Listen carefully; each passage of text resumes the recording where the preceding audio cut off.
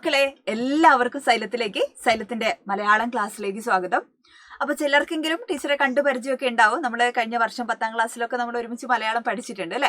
അപ്പൊ നമ്മൾ ഹയർ സെക്കൻഡറിയിലേക്ക് വരുന്ന സമയത്ത് നമുക്ക് +1 +2 മലയാളം എന്താണ് തെരഞ്ഞെടുത്ത് പഠിക്കാവുന്ന ഒരു വിഷയമാണ്. എല്ലാവർക്കും പഠിക്കേണ്ട, ഇഷ്ടമുള്ള ആളുകൾക്ക്, ചൂസ് ചെയ്യുന്ന ആളുകൾക്ക് പഠിച്ചാൽ മാത്രം മതി. അപ്പോൾ മലയാളം നമ്മൾ കഴിഞ്ഞ വർഷം പഠിച്ചതുപോലെയൊന്നും അല്ല, കുറച്ചധികം നമുക്ക് എഴുതാനൊക്കെ ഉണ്ട് അല്ലെ. കുറച്ച് കാര്യമായിട്ട് നമുക്ക് എഴുതാനൊക്കെ മലയാളത്തിലുണ്ട്. അപ്പോൾ എസ്സേകളാണെങ്കിലും അല്ലെ, നിങ്ങൾ വലിയ കുട്ടികളായി എന്നാണ് പാഠപുസ്തകം നിർമ്മിച്ചിട്ടുള്ള ആളുകളൊക്കെ വിചാരിക്കുന്നത്. അപ്പോൾ ആ അർത്ഥത്തിലുള്ള ആ ഡെപ്തൊക്കെ ഉള്ള ചോദ്യങ്ങളാണ് നമ്മളോട് ചോദിക്കുക.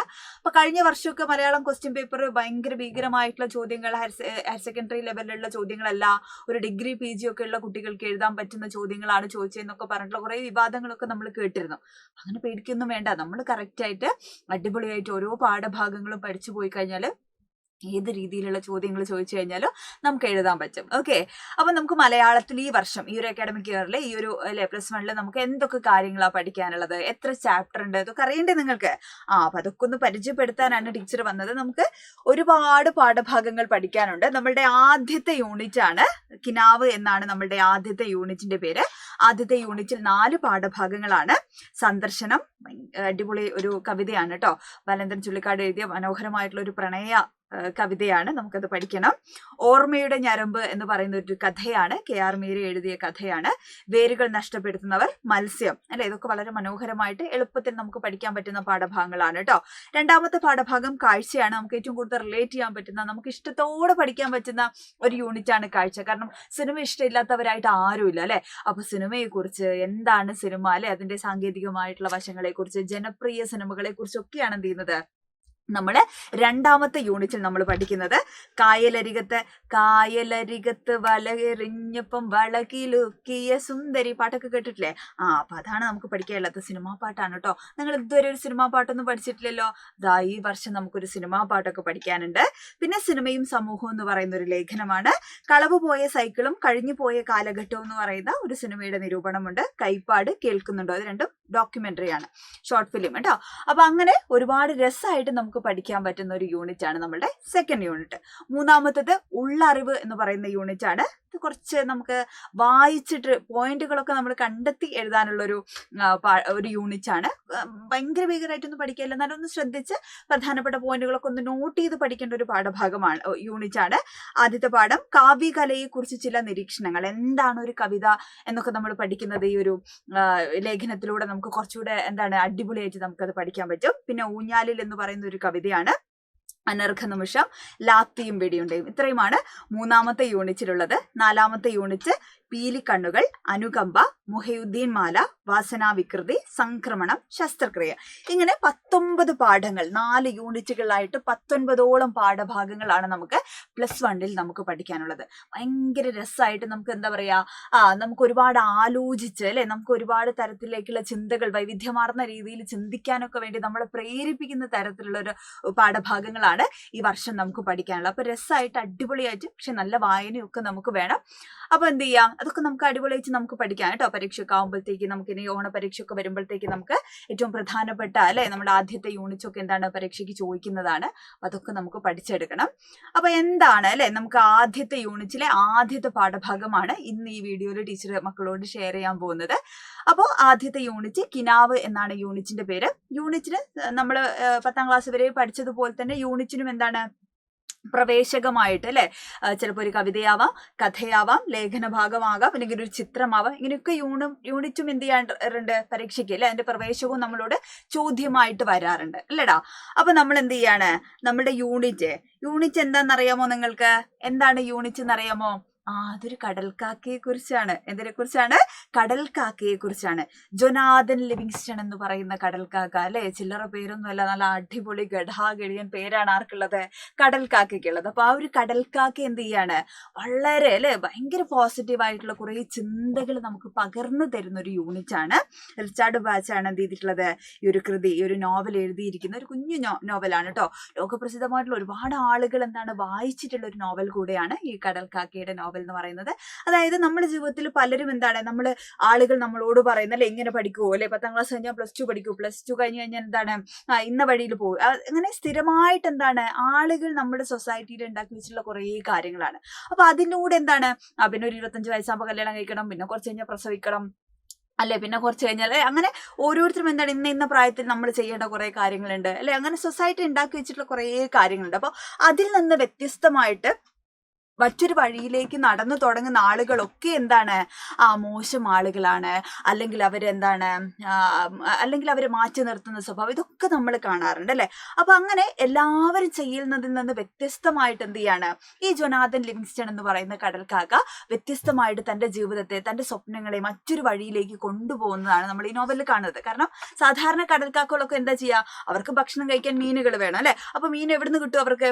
കടലിന്റെ നേരെ അല്ലെ തൊട്ടു മേലെ നിന്ന് എന്താണ് അവർക്ക് അത് കൊത്തി തിന്നാൻ പറ്റും അല്ലെ. അങ്ങനെ വിശാലമായിട്ടുള്ള ആകാശത്തിലേക്കൊന്നും ആർക്ക് പറക്കേണ്ട ആവശ്യമില്ല, കടൽക്കാക്കകൾക്ക് പറക്കേണ്ട ആവശ്യമില്ല. അവർക്ക് എന്തിനാണ് ചിറകുന്ന് പോലും കടൽക്കാക്കകൾക്ക് അറിയില്ല എന്നാണ് പറയുന്നത്, കാരണം അതിന്റെ ആവശ്യമില്ല. അപ്പോൾ ജൊനാഥൻ ലിവിങ്സ്റ്റൺ എന്ന് പറയുന്ന കടൽക്കാക്ക എന്താ ചെയ്യണേ, എനിക്ക് ഇങ്ങനെ മീനൊക്കെ കൊത്തി തിന്ന് എല്ലാവരും ചെയ്യുന്ന പോലെ ഈ കാര്യങ്ങളൊന്നും എനിക്ക് ചെയ്യണ്ട, എനിക്ക് വിശാലമായ ആകാശത്തിലേക്ക് എനിക്ക് ഇങ്ങനെ എന്ത് ചെയ്യണം, പറന്ന് പറന്ന് പറന്ന് ഉയരണം അല്ലെ, മറ്റൊരു ലോകം കാണണം, എൻ്റെതായിട്ടുള്ള ഒരു ലോകം ക്രിയേറ്റ് ചെയ്യണം.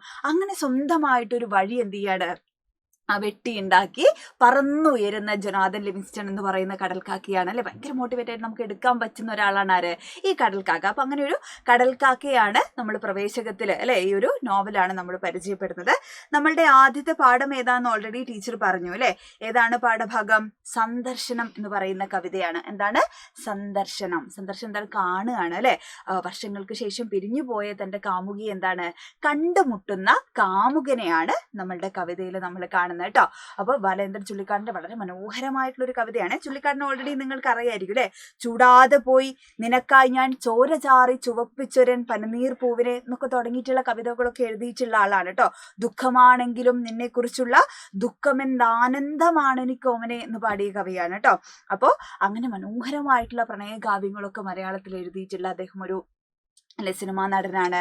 ഒരുപാട് ഷോർട്ട് ഫിലിമുകൾ, സീരിയലുകൾ അല്ലെ ഒക്കെ ചെയ്തിട്ടുള്ള അങ്ങനെ ഒരു സകലകലാ വല്ലഭനാണ് ആര്, നമ്മളുടെ ആരടാ ബാലചന്ദ്രൻ ചുള്ളിക്കാട് എന്ന് പറയുന്ന എഴുത്തുകാരൻ. അദ്ദേഹത്തിന്റെ വളരെ പ്രധാനപ്പെട്ട കവിതകളിൽ ഒന്നാണ് ഇത് നമ്മളുടെ സന്ദർശനം എന്ന് പറയുന്ന കവിത. അപ്പൊ സന്ദർശനം എന്ന് പറയുന്ന കവിത ഓൾറെഡി നിങ്ങൾക്ക് സ്കൂളിലൊക്കെ എടുത്തിട്ടുണ്ടാവും അല്ലെ. അപ്പൊ പിരിഞ്ഞു പോയ രണ്ടാളുകൾ അല്ലെ, പിരിഞ്ഞു പോയിട്ടുള്ള രണ്ട് കവിതാക്കൾ, പ്രണയിനികൾ എന്ത് ചെയ്യാണ്, പരസ്പരം കണ്ടുമുട്ടുകയാണ്. ഇനി ഒരിക്കലും കാണാൻ പറ്റില്ല എന്ന് പറയുന്ന തിരിച്ചറിവിൽ അവർ കണ്ടുമുട്ടുകയാണ്. അപ്പോൾ കവിക്ക് മനസ്സിലുണ്ടാവുന്ന കുറേ ചിന്തകളാണ് കേട്ടോ ഉപമകളിലൂടെ അല്ലെ അദ്ദേഹത്തിന്റെ മനസ്സിലുള്ള ആഴത്തിലുള്ള ആ സ്നേഹത്തിന്റെ എന്താണ് ദൃഢതയൊക്കെ വ്യക്തമാക്കുന്ന തരത്തിലാണ് എന്ത് ചെയ്തിരിക്കുന്നത്, മനോഹരമായ രീതിയിൽ ഒരു കവിത എഴുതിയിരിക്കുന്നത്. അപ്പൊ ഒരുപാട് കാര്യങ്ങൾ എന്ത് ചെയ്തിട്ടുണ്ട് ഈ ഒരു കവിതയിൽ അല്ലെ. ആ സമയത്ത് ഈ കാമുകൻ അനുഭവിച്ചിരിക്കുന്ന അയാളുടെ മനോവേദനയെ കുറിച്ച്, അയാൾ കടന്നു പോകുന്ന വഴിയെ കുറിച്ചൊക്കെ എന്ത് ചെയ്യുന്നുണ്ട് കവിതയിൽ പറയുന്നുണ്ട്. അപ്പൊ ചുള്ളിക്കാട് അകന്നുപോയ തന്റെ കാമുകിയെ കുറിച്ച് ഓർത്തിട്ടുള്ള വരികളാണ് കവിതയിൽ എഴുതിയിരിക്കുന്നത്. ആലോചിക്കുക, കവിയെ കുറിച്ച് ഓൾറെഡി നിങ്ങൾക്ക് അറിയാലോ അല്ലെ. ഒരുപാട് കവിതകളൊക്കെ എഴുതിയിട്ടുള്ള ആളാണ് കേട്ടോ ചുള്ളിക്കാട്. ജൂലൈ 30 അദ്ദേഹം ജനിച്ചിട്ടുള്ളത്. വിജയലക്ഷ്മി, മലയാളത്തിലെ വളരെ പ്രധാനപ്പെട്ട ഒരു സാഹിത്യകാരിയാണ് വിജയലക്ഷ്മി ടീച്ചർ. അപ്പോൾ അദ്ദേഹത്തിന്റെ ഭാര്യയായിരുന്നു. ഇവര് മഹാരാജാസ് കോളേജിലാണ് അവർ പഠിച്ചിട്ടുള്ളത്. അങ്ങനെ ഒരുപാട് തൊഴിലുകളൊക്കെ ഇതിന്റെ കൂട്ടത്തിൽ, കവിത എഴുത്തുന്ന മാത്രമായിരുന്നില്ല, പലതരത്തിലുള്ള, ടീച്ചർ പറഞ്ഞില്ലേ അഭിനയിക്കുകയൊക്കെ ചെയ്തിരുന്ന ഒരാളായിരുന്നു. അങ്ങനെ പലതരത്തിലുള്ള മേഖലയിൽ എന്താണ് തൻ്റെതായിട്ടുള്ള ഒരു സാന്നിധ്യം അടയാളപ്പെടുത്തിയിട്ടുള്ള ഒരു ആളായിരുന്നു ചുള്ളിക്കാട് എന്ന് പറയുന്നത്. ഭയങ്കരമായിട്ടല്ലേ ഒരുപാട് കവിതകൾ നമുക്ക് പേരെടുത്ത് പറയാൻ, എഴുതിയ എല്ലാ കവിതകളും എന്താണ് പ്രധാനപ്പെട്ടതാണ് എന്ന് പറയാൻ പറ്റുന്ന രീതിയിൽ ഒരുപാട് കവിതകൾ മലയാള സാഹിത്യത്തിന് സംഭാവന ചെയ്തിട്ടുള്ള ഒരു എഴുത്തുകാരനാണ് ചുള്ളിക്കാട്. ഓക്കെ, അപ്പോൾ ഈ കവിത എന്ന് പറയുന്നതിൻ്റെ ഒരു എന്താണ് ആ കവിതയിൽ പറയുന്നത് എന്നുള്ളത് ടീച്ചർ ഒന്ന് സൂചിപ്പിക്കാം. ഒരിക്കലും ഇനി ജീവിതത്തിൽ കണ്ടുമുട്ടാൻ സാധ്യതയില്ലാത്ത അല്ലെ, ഇനി ഒരിക്കലും എന്താണ് സ്വന്തമാക്കാൻ ഇടയില്ലാത്ത രണ്ട് മനുഷ്യർ, ഒരു കാമുകനും കാമുകി എന്ത് ചെയ്യാണ് കണ്ടുമുട്ടുകയാണ് കേട്ടോ. അപ്പൊ അവർ സന്ദർശക മുറിയിൽ വെച്ച് അവർ കണ്ടുമുട്ടുകയാണ്. അധിക നേരമായി അല്ലെ സന്ദർശകർക്കുള്ള മുറിയിൽ എന്ത് ചെയ്യാണ് മൗനം കുടിച്ചിരിക്കുന്ന, അവർ ചായയും ബൂസ്റ്റ് ഹോർലിക്സ് ഒന്നും അല്ല കുടിക്കണേ, എന്താ കുടിക്കണേ, മൗനമാണ് അല്ലെ. അവർക്കൊന്നും അങ്ങോട്ടും ഇങ്ങോട്ടും പറയാൻ പറ്റുന്നില്ല. അപ്പൊ ആ വികാര നിർഭരമായിട്ടുള്ള ആ സമയത്ത് അവരെന്ത് ചെയ്യാണ് അങ്ങോട്ടും ഇങ്ങോട്ടും നോക്കിയിരിക്കുകയാണ് കേട്ടോ. അങ്ങനെ വേദന കടിച്ചമർത്തി അവരിങ്ങനെ മൗനം കുടിച്ചിരിക്കുകയാണ്. അപ്പോൾ പുറത്ത് ജീവിതം പോലെ പകൽ വെളിച്ചം പൊലിഞ്ഞു പോകുന്നതും അല്ലെ. അപ്പൊ ഇരുട്ടിലേക്ക്, സന്ധ്യയിലേക്ക് എന്ത് ചെയ്യാണ് ആ പകൽ വെളിച്ചം ഇങ്ങനെ മായാണ്. അപ്പൊ പ്രകാശമൊക്കെ കുറഞ്ഞ് ഇരുട്ടിലേക്ക് വരികയാണ് അല്ലെ. അപ്പൊ ഈ കവിയുടെ ജീവിതത്തിലും എങ്ങനെയാണ് ആ പ്രകാശമൊക്കെ പോയി അയാളുടെ ജീവിതത്തിലെ സന്തോഷങ്ങളൊക്കെ നഷ്ടപ്പെടുന്നു, ഇരുട്ടിലേക്ക് വരികയാണ്. അപ്പൊ ഇരുട്ടെന്ന് പറയുന്നത് അല്ലെ, കറുപ്പ് എന്നൊക്കെ പറയുന്ന നല്ല നിറങ്ങളാണ് നമ്മളെ സംബന്ധിച്ച്. നമുക്ക് എല്ലാ നിറങ്ങളും ഒരുപോലെയാണ്. പക്ഷെ കവികളൊക്കെ പലപ്പോഴും എന്താണ് കവി ഭാവനയിലൊക്കെ വൈറ്റിനെ എപ്പോഴും എങ്ങനെ കാണാറുണ്ട്?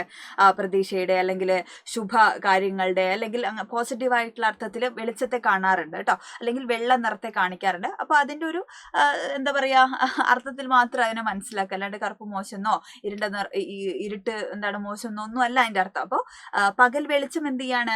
കവിയുടെ മനസ്സിലുള്ള ദുഃഖത്തെ പോലെ തന്നെ ആ പകൽ വെളിച്ചം ഇരുട്ടിലേക്ക് എന്ത് ചെയ്യുന്നു? പൊലിഞ്ഞു പോകുന്നു എന്ന് കവി സൂചിപ്പിക്കുകയാണ് കേട്ടോ. മിഴികളിൽ നിന്നും അവൾ നഷ്ടപ്പെടുന്നതിന്റെ വേദന കവി എന്താണ്? വേട്ടയാടുകയാണ് കേട്ടോ. അപ്പൊ അയാളുടെ ഉള്ള് അല്ലെ, ആ നെഞ്ചൊക്കെ ഇങ്ങനെ പടപടാന്ന് എന്ത് ചെയ്യാണ്? ഇനി ഇടിക്കുന്നതായിട്ട് എന്ത് ചെയ്യുന്നു? കവി സങ്കല്പിക്കുന്നു. നിശ്വാസത്തിന് പോലും സംഗീതം ഉണ്ടായിരുന്ന ഒരു വസന്തകാലം എന്താണ് അവർക്കിടയിൽ ഉണ്ടായിരുന്നു അല്ലെ. അപ്പൊ വളരെ മനോഹരമായിട്ടുള്ള ആ ഒരു ഭൂതകാലത്തെ കുറിച്ച് അല്ലെ, ഈ കാമുകനും കാമുകിയും തമ്മിൽ ഉണ്ടായിരുന്ന അവരുടെ ഭൂതകാലത്തെ കുറിച്ച് എന്ത് ചെയ്യാണ്? കവി ഓർക്കുകയാണ്. പറയാൻ ഒരുപാട് കാര്യങ്ങൾ ഉണ്ടെങ്കിൽ എന്താണ്, അയാൾക്കൊന്നും പറയാൻ വാക്കുകളായിട്ട് പുറത്തേക്ക് വരുന്നില്ല. ആ വാക്കുകളൊക്കെ എന്ത് ചെയ്യാനടാ? തൊണ്ടയിൽ ഇങ്ങനെ കുടുങ്ങി നിൽക്കുകയാണ് അല്ലെ. അപ്പൊ അതാണ് ആ വരിയിൽ പറയുന്നത് അല്ലെ, വാക്കുകളൊന്നും എന്ത് ചെയ്യുന്നില്ല, പുറത്തേക്ക് വരാതെ ആ വാക്കുകളൊക്കെ എന്ത് ചെയ്യുന്നു? ശ്വാസ തടസ്സം സൃഷ്ടിച്ചുകൊണ്ട് എന്ത് ചെയ്യാണ്? ഇങ്ങനെ ഒന്നും പറയാതെ അവരിങ്ങനെ മൗനം കുടിച്ചിരിക്കുകയാണ് അല്ലെ. പൊൻചെമ്പകം പൂത്ത കരൾ കരിഞ്ഞു പോയിരിക്കുന്നു, കറ പിടിച്ച ചുണ്ടിൽ കവിത പോലും വരണ്ടു പോയിരിക്കുന്നു എന്ന് പറയണം. അപ്പൊ കവി നായികയെ നഷ്ടപ്പെട്ട സമയത്ത് അല്ലെ, ആ സമയത്ത് അയാൾ അനുഭവിച്ച കടന്നു പോയിട്ടുള്ള ആ ഒരു വിഷമത്തെ മറക്കാൻ വേണ്ടി നമ്മൾ പല സിനിമയിലൊക്കെ നമ്മൾ കാണാറില്ലേ, കാമുകി പോകുന്നതോടുകൂടെ കാമുകൻ എന്ത് ചെയ്യുന്നു? പിന്നെ ബാറിൽ പോകുന്നു, കള്ള് കുടിക്കുന്നു, അയാളെ ജീവിതം തുറക്കുന്നു. അതാണ് നമ്മൾ സ്ഥിരം കാണുന്നത് അല്ലെ. അപ്പൊ അതേപോലെ തന്നെ ഇവിടെ കവിയും എന്ത് ചെയ്യാണ്? അങ്ങനെ ഒരുപാട് കാര്യങ്ങൾക്കൊക്കെ അഡിക്റ്റ് ആയി പോവാണ് അല്ലെ. പൊൻചെമ്പകം പൂത്ത അല്ലെ, പ്രണയിക്കുന്ന സമയത്ത് പൊൻചെമ്പകം പോലെ പൂത്തു നിന്നിരുന്ന മനോഹരമായിട്ടിരുന്ന ഒരുപാട് കവിതകൾ എഴുതിയിരുന്ന ആ ഹൃദയം എന്ത് ചെയ്യാണ്? ആ കരൾ എന്ത് ചെയ്യാണ്? കരിഞ്ഞു പോവാണ്. കള്ളൊക്കെ കുടിച്ച് കരിഞ്ഞു പോകുന്നു. ചുണ്ടെന്താണ്? കറ പിടിച്ച ചുണ്ട് അല്ലെ. സിഗരറ്റ് ഒക്കെ വലിച്ച് അയാൾ ആ ദുഃഖത്തെ മറികടക്കാൻ വേണ്ടി പല കാര്യങ്ങളിലൂടെ അയാൾ കടന്നു പോവാണ്. അപ്പൊ എന്ത് ചെയ്യുന്നു? കറ പിടിച്ച ചുണ്ടിൽ എന്താണ്? കവിത പോലും വറ്റി വരണ്ടു പോയി എന്ന് പറഞ്ഞാൽ അയാൾക്ക് നന്നായിട്ട് പാടാൻ പറ്റുന്നില്ല അല്ലെ. നന്നായി കവിത എഴുതിയിരുന്ന അയാൾക്ക് ചിന്തിക്കാനും അത് എഴുതാനും ചൊല്ലാനും പറയാനും നല്ല വാക്കുകളൊന്നും ഇല്ലാതെ എന്ത് ചെയ്യാണ്? അയാളുടെ ജീവിതം അടപടലം എന്ത് ചെയ്യുന്നു? നശിച്ച് പണ്ടാരടങ്ങിപ്പോയി എന്നാണ് എന്ത് ചെയ്യുന്നത് കവി സൂചിപ്പിക്കുന്നത് കേട്ടോ. അങ്ങനെ പ്രണയത്തിന്റെ വളരെ മനോഹരമായിട്ടുള്ള ഒരു ഓർമ്മകളിലേക്ക്, ഭൂതകാല സ്മരണകളിലേക്ക് എന്ത് ചെയ്യണം? അയാൾ വീണ്ടും പോവാണ് കേട്ടോ. ഈ പ്രസന്റിന്ന് എന്താ പറയാ, ഭൂതവും വർത്തമാനവും ഒക്കെ എന്താണ് അങ്ങോട്ടും ഇങ്ങോട്ടും സഞ്ചരിക്കുന്ന ഒരു കവിത കൂടിയാണ്. പ്രസന്റ് എന്ത് ചെയ്യുന്നു? അയാൾ ഭൂതകാലത്തിലേക്ക് എന്ത് ചെയ്യാണ്? സഞ്ചരിക്കുകയാണ്. ഏറ്റവും മനോഹരമായിട്ടുള്ള അവരുടെ ആ മനോഹരമായിട്ടുള്ള കാലത്തിലേക്ക് അയാൾ സഞ്ചരിക്കുകയാണ്. അപ്പൊ അയാൾ ഓർക്കുകയാണ്. എന്താ ഓർക്കുന്നത്? കനകമൈലാഞ്ചി നീരിൽ തൊടുത്ത അവളുടെ വിരൽ തൊടുമ്പോൾ കിനാവ് ചുരന്നതും നെടിയ കണ്ണിലെ കൃഷ്ണകാന്തങ്ങളുടെ കിരണമേറ്റ് മനസ്സിലെ ചില്ലകൾ പൂവിട്ടതും അല്ലെ. അപ്പൊ നമ്മൾ പല കവിതകളിലും സിനിമാ പാട്ടിലൊക്കെ നമ്മൾ കണ്ടിട്ടുണ്ട് അല്ലെ. കാക്ക നോട്ടം നോക്കി എന്റെ കരള് കൊത്തിയ പെണ്ണെ എന്നൊക്കെ കവികൾ പാടിയിട്ടുണ്ട്. അപ്പൊ നോട്ടം എന്ന് പറയുന്നത് എന്താണ്? ഭയങ്കര മനോഹരമായിട്ടുള്ള കാര്യമാണ് അല്ലെ. അപ്പൊ ഈ കാമുകിയുടെ നോട്ടത്തെ കുറിച്ചാണ് അയാൾ ആലോചിക്കുന്നത്. അപ്പൊ അവളുടെ നോട്ടം എങ്ങനെയായിരുന്നു? ആ കൃഷ്ണകാന്തങ്ങളുടെ കിരണങ്ങളേറ്റ് ആ മനസ്സിലെ ചില്ലകൾ എന്ത് ചെയ്തിരുന്നു? പൂവിട്ടിരുന്നു.